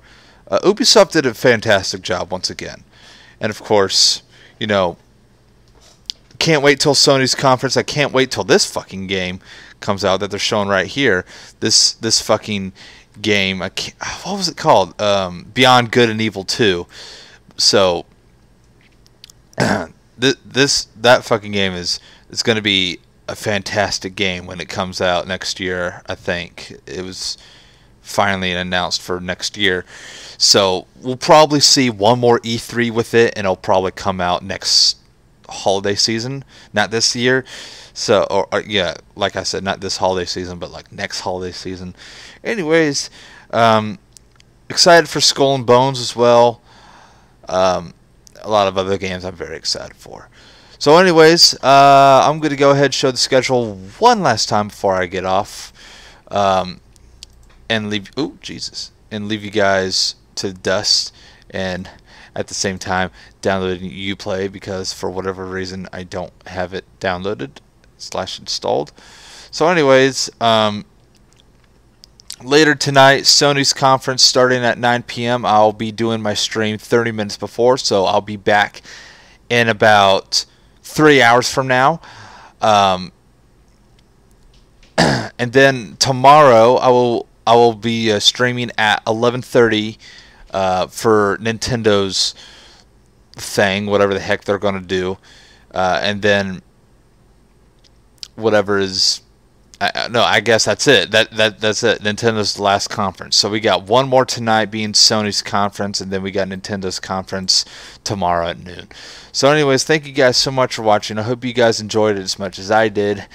Ubisoft, once again, very iffy. Their conferences are just, you know, comes and goes. So just really depends on everybody's mood at this point. I enjoyed it, so, you know, at this point, it doesn't matter. So anyways, thank you guys so much for watching. Make sure you hit the subscribe button so you catch me streaming in the next 3 hours. And then, of course, tomorrow at around 11:30ish is when I'll stream the pre-show for Nintendo, and then we'll watch Nintendo's little bit and then that'll be it. That'll be all of E3. So thank you guys so much for watching, and as always, I'll see you in about 3 hours.